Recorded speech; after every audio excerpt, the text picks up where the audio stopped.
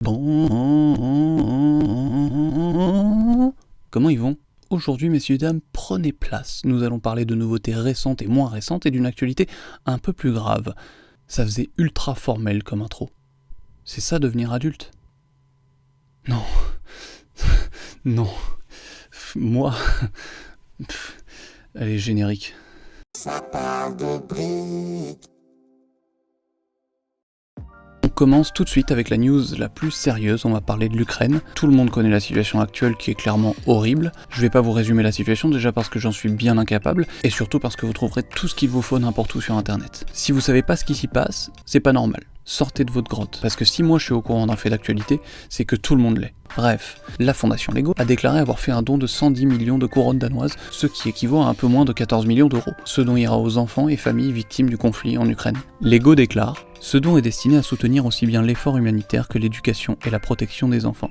Il sera remis aux partenaires incluant l'UNICEF, Save the Children et la Croix-Rouge danoise, afin de subvenir aux besoins essentiels à la vie et au support psychologique pour les millions de citoyens affectés par la situation. Les efforts vers lesquels seront dirigés ce don dépendra de comment la situation évolue et de ce que les différents organismes jugent prioritaire dans les jours et semaines à venir. Nous nous tenons aux côtés des Ukrainiens et tous ceux touchés par l'invasion dévastatrice et nous appelons à une fin rapide et pacifique de ce conflit. C'est bien que de grands groupes comme ça le fassent. Je me suis pas trop renseigné, mais je crois pas qu'énormément de sociétés l'aient fait, parce que le conflit est politique. Moi je trouve que la position de Lego est plutôt bonne, sachant qu'en plus ça rejoint leurs valeurs, et de toute façon dans ces moments-là, tout don est hyper précieux. Le groupe a également publié un communiqué le 4 mars dernier, ici plus centré sur leurs collaborateurs présents en Ukraine. Notre priorité est la sécurité de tous nos collaborateurs. Nous sommes en contact avec notre équipe ukrainienne et nous leur procurons le soutien nécessaire à leur sécurité. Nous travaillons également à fournir ce soutien à tout autre collaborateur dans le monde touché par cette crise, notamment notre équipe en Russie. Nous avons mis en pause notre approvisionnement vers la Russie, étant donné la situation actuelle incertaine. Il termine ce communiqué par cette phrase: c'est une situation volatile et en constante évolution que nous suivons de près. News suivante. Je suis une gamme dans une gamme sortie en mars 2020 avec 3 modèles conçus sur la même base et au même prix de 60€ adressés directement aux adultes.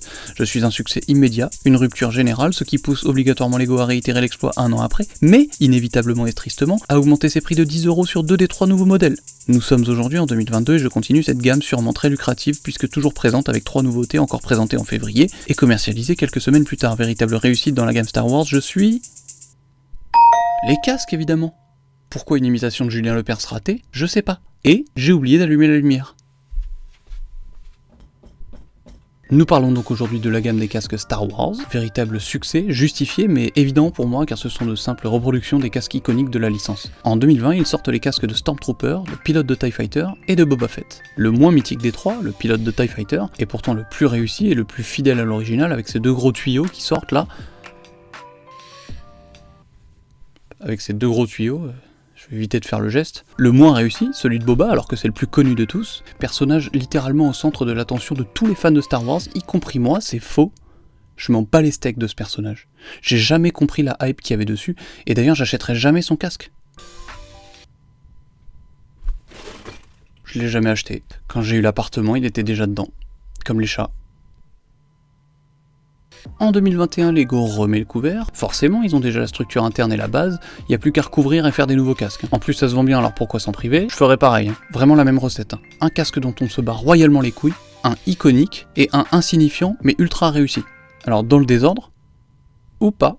Ah, peut-être je troll pas. Un Scout Trooper, un droïde sonde et Dark Vador. Ou, comme disent les Anglais, Darth Vader. Faut que je boive tellement j'ai de la pâte dans la bouche. Il n'y avait plus d'eau. Je fais le mec, mais il y avait plus d'eau. Au passage, donc, hausse des prix, par contre. Bah oui, ça se vend bien. Pourquoi se priver de 10€ de plus ? Donc 70€ pour le droïde et Vador, mais une baisse pour le Trooper, commercialisé à 50 au lieu de 60, comme sur la première vague. Tu sais, c'est vraiment ce truc, ta meuf, elle vient de découvrir tes 2 filles illégitimes, et toi, tu viens de lui acheter une voiture, et tu dis « Mais bébé, je t'ai acheté une voiture, tu pourrais être reconnaissante. » Arrêtez, c'est pas du vécu. Et nous voici aujourd'hui en 2022, Lego commercialise 3 nouveaux casques, mais retourne sur son prix original de 60€, ils ont compris la leçon. Et encore une fois le même modèle, je vous le refais pas. Ici nous avons le casque de Luke, absolute banger, une réelle masterclass. Celui de Mando qui est calqué sur celui de Boba mais en mieux, et qui va marcher parce que Mandalorian c'est exceptionnel et tout le monde aime Mando. Petite précision pour ceux qui l'achèteront, le Beskar est ultra bien fait, avec des pièces un peu métalliques chez Lego, d'accord ? Ne grattez pas dessus. Vous savez pourquoi? Parce que si vous grattez, la teinture elle se barre. Mais vraiment, il n'y a pas besoin de gratter fort. Enfin ça c'est si vous avez de la chance d'avoir des pièces intactes quand vous ouvrez vos sachets. Parce que la plupart du temps, il y en a quelques-unes dedans qui sont déjà foirées. 60 €. Merci à tous. Et enfin, le dernier, le plus ouf de tous, un Dark Trooper. Qui ne sait pas ce que c'est? Pour votre information, parce que cette chaîne se veut récréative mais didactique, les Dark Troopers étaient des droïdes de combat de l'Empire Galactique inventés par le général Rommok. Créés en plusieurs phases, l'armure était faite à base de fric. Le fric c'est chic. Un métal résistant à la puissance d'un sabre laser. Le métal était travaillé et les pièces fabriquées dans différents complexes de construction. La phase finale d'assemblage était sur le Arc Hammer, super croiseur interstellaire du général Mok, qu'il avait transformé en une usine de montage. Ça ne nous avance pas plus. En gros, je résume, c'est un gros trooper archi-feur. C'est tout ce qu'il y a à retenir. Et il peut se battre contre des sabres laser. C'est pas mal, mais tout le monde s'en fout. Il est apparu dans 7 jeux, c'est beaucoup hein.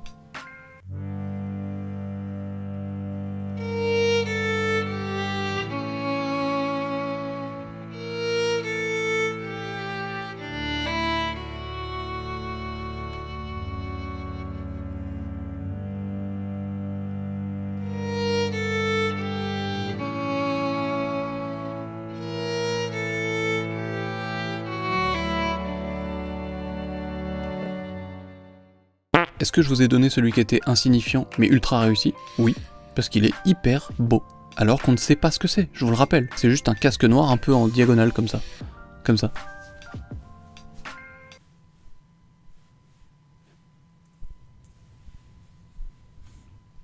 Je le trouve méga classe, alors que je me contrefous de savoir ce que c'est. Ou peut-être pas tant que ça. Peut-être que Lego déclenchera chez certains l'envie de se plonger dans l'univers étendu de Star Wars, qui est sans précédent ni égal, et, de loin, le meilleur jamais créé.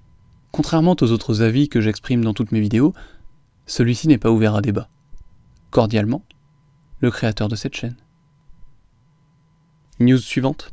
Il y a bientôt 2 ans, Lego commercialisait la Harley-Davidson. Très réussi, très proche du modèle initial, tout en volupté et harmonie, c'est faux, c'était moche.